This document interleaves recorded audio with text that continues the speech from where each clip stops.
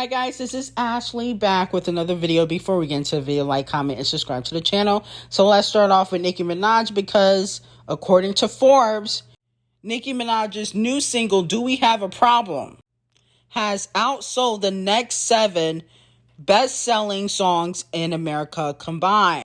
So congratulations to Nicki Minaj. Am I really shocked? No, because Nicki Minaj is the queen of rap.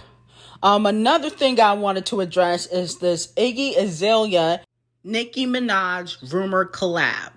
Okay? Now, Iggy Azalea last year said that she was retired from music. The reason why she retired is because she wasn't selling. Let's talk about it. And nobody really wanted to work with Iggy. She was tired of begging for features. That's out of her own mouth. She said that. So it really doesn't make sense to come back out of retirement. Okay? And I understand Nicki Minaj, that would be a good thing for Iggy. But we got to realize something. Iggy is independent. She's not under a label. She hasn't been under a label in a long time. Okay? So everything she was doing was, out of pocket. Like Trina. And we all watched the Trina situation. When she collaborated with Nicki Minaj, she wanted Nicki to pay for half the video. Okay? It's going to be the same situation unless, she decides to put the money up for herself. And then on top of that, Iggy doesn't get radio play. She don't get playlisting. So who's going to pay for that? Republic not going to pay for that. They don't care about Iggy Azalea. So that's my whole thing. Like, that collaboration really don't make sense at all.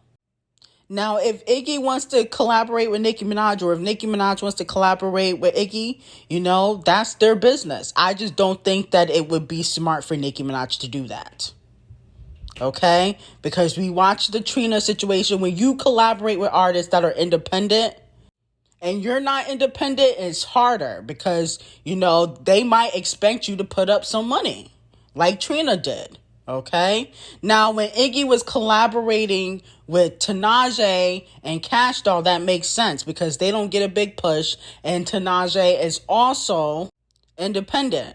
But Nicki and Iggy collaboration don't really make sense at all. Okay. I like Iggy. I do feel like she has some bops. But it just doesn't make sense to come out of retirement. Moving on to DOJACAT and CUBANDOLL.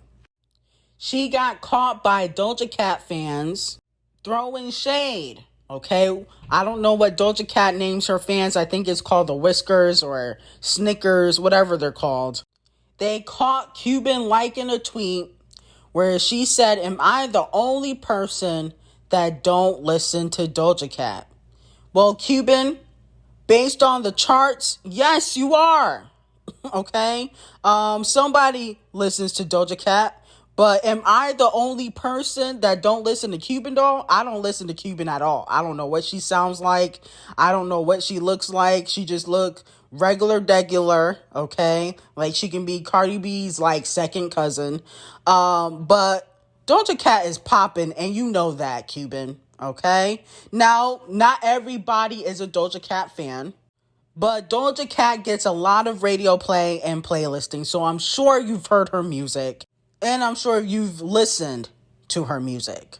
So don't try to get all big on social media.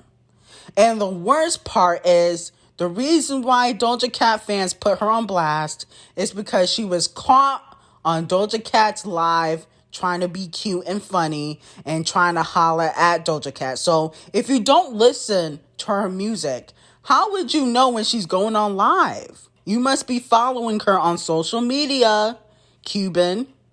Okay? Because that's the only way you would know if somebody's going on live, if you follow them. So with that being said, Cuban, you got caught. Stop with the shade. You already went back and forth with Cardi B, and it didn't work out for you. Moving on to Pusha T and Drizzy Drake. Now, Pusha T did an interview a few days ago. I believe it was with Complex. And they asked him, would he be willing to set his differences aside with Drake, since Drake made up with Kanye, right? Which I don't really believe that Drake really fucks with Kanye still. I think that he's just allowing the public to think that.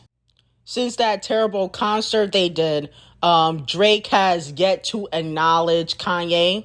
Kanye asked him to narrate his Netflix special, his Netflix documentary, and Drake basically ignored him, okay? But anyway, Pusha T responded and said that he has allowed bygones to be bygones. But a lot of people don't really believe him. Now, I personally feel like Pusha T is jealous of Drake because of Drake's success, and he wishes he was in Drake's spot.